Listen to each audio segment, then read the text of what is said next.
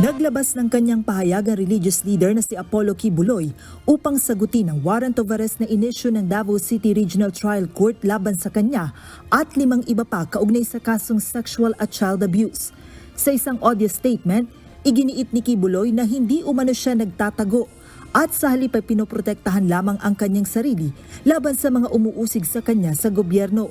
Kinuwestiyon rin nito ang anyay muling pagbuhay sa nasabing kaso na matagal na umanong nakabinbin sa Department of Justice. Mga kaibigan at mga kababayan, ako po ay hindi nagtatago sa kasong ito dahil ako po ay may kasalanan. Hindi po. Ako ay umiiwas dahil pinoprotektahan ko po ang aking sarili. Bakit ko pinoprotektahan ang aking sarili? Sapagkat ang lahat po ng nangyayaring ito sa kasong ito na napakasimple lamang po ng kasong ito. Simple case lang po ito na 4 ng taon nang nakabinbin dyan sa DOJ. Pagkatapos ngayon ay binuhay na naman nila. Muling inakusahan ni Kibuloy ang Marcos administration ng umano'y pakikipagsabwatan sa Amerika upang siya ay madakip at umano'y maipa-assassinate na kanyang tinatawag na extraordinary rendition.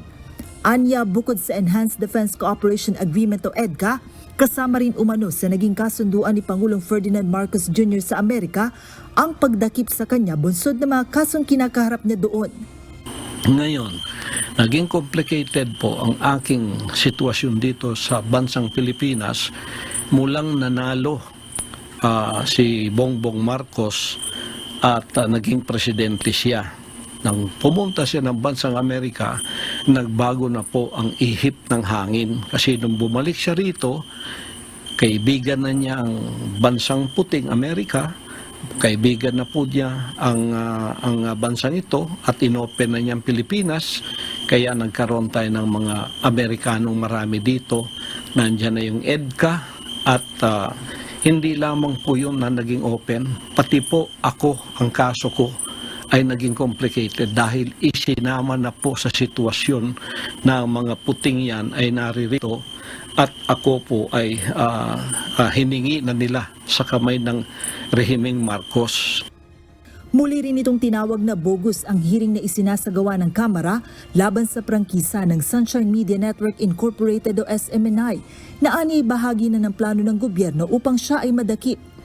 Lahat po ng pangyayari doon, puro murmurong lang po yun. Pagkatapos ako pilit nila akong pinaaten kahit nakita nila sa mga dokumento na hindi po ako kasali na sa mga opisyal ng SMNI. Pero pinipilit pa rin nilang ako ay pumunta doon. Bakit? Yun po ay patibong.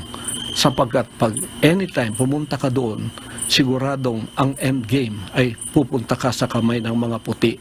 Extraordinary rendition pa rin. Binanatan rin ni Kibuloy sa Senator Risa Ontiveros na anya'y ginagamit lamang siya upang makapwesto sa mas mataas na posisyon. Si Hontiveros dyan sa Senado,